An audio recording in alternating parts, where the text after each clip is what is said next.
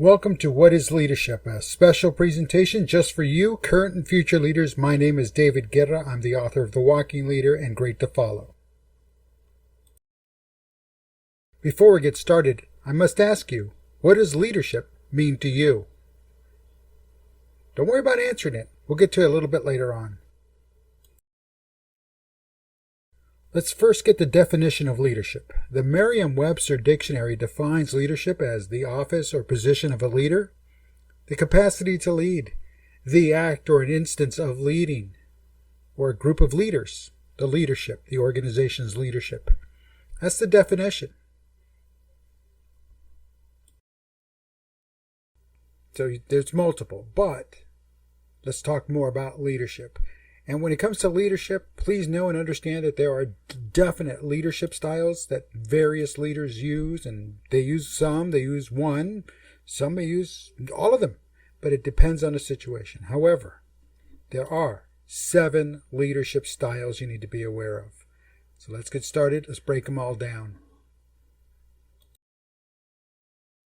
The 7 leadership styles are affiliative, authoritative, autocratic, coaching, democratic, laissez-faire, and pace setting. Let's visit each one of these. The affiliative leadership style is one that supports the needs of the team, of the members of the group. The leader will support them no matter what.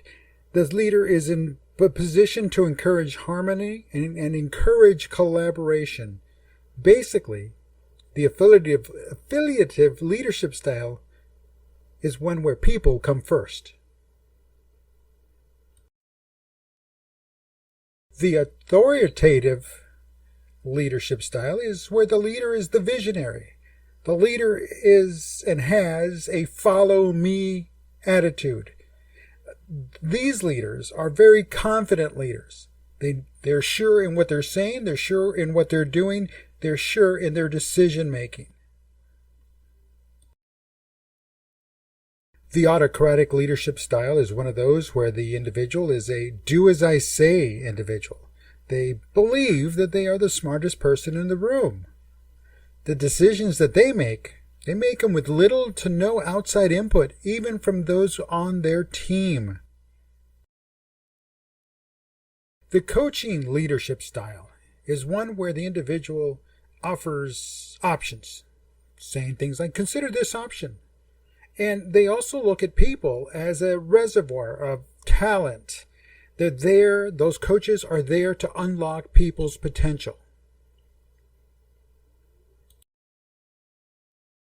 When it comes to the democratic leadership style, be aware the individual is actively asking for input. That individual is always building trust, and that individual will always promote esprit de corps among the team members, among the group. The laissez-faire leadership style is one that, has the least amount of oversight. It lets people do what they do, what they're hired to do, and unfortunately for the individual, it may make them appear aloof and standoffish. When it comes to pace setting as a leadership style, it's effective in getting things done and driving for results. That's a good thing. However, when it comes to pace setting, the individual more than likely will create stressful working situations, even though they are encouraging others to keep up with them. These are the 7 leadership styles. Just be aware that I basically presented the pros and very little of the cons, but each one of them has its own con. That means that you're going to have to do a little homework on your own to find out what those cons are. Now, it's not all apples and sunshine and rainbows and roses. No, it's sometimes you hit a bad apple. Sometimes you hit a sour patch. But again, leadership styles are going to vary by the individual and how they're taught, who has mentored them, who has coached them, who has led them in the past. And that's how people define their leadership styles, and they know what they want to do and what they don't want to do. Now, the question must be asked, Can leadership be mastered? The answer, plain and simple, is yes. Leadership can be mastered. It can be mastered only through constant and consistent work. You've got to put in the work. There is no shortcut to mastering leadership. It's a lifelong learning process. You fine and refine and sharpen and continue to resharpen and hone. Get to a cutting edge, of a diamond cutting edge, and still you've got to keep working at it. Mastering leadership is lifelong. You want to take this undertaking of being a leader, you have to learn how to master it. Next question. Can anyone be a leader? Plain and simple, the answer is no. Not anyone can be a leader. Only those that are willing to put in the constant and consistent work can be a leader. There is no shortcut to being a leader. There's no cutting corners. It's a long path. It's a long, arduous path. But if you're willing to do it, you're willing to put in the work. I know it's a 4-letter word, work, but as long as you're willing to put it in and make it happen, you can become a leader. Now, with all of that being said, I want you to always remember and never forget, anyone can be a leader and anyone can be a manager. Leaders can be managers, but not all managers can be leaders. So be careful.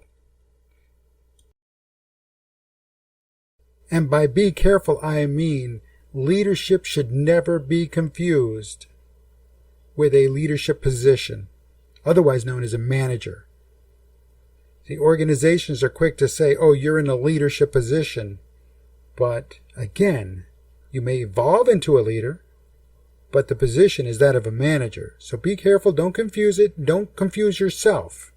Leadership should never be confused with a leadership position. There's a lot of work to be done. It's not automatic.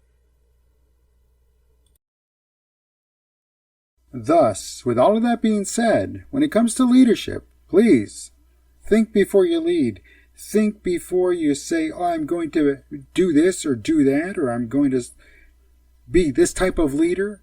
No, leadership styles vary. Leadership styles come and go. Leadership styles have to fit the leader.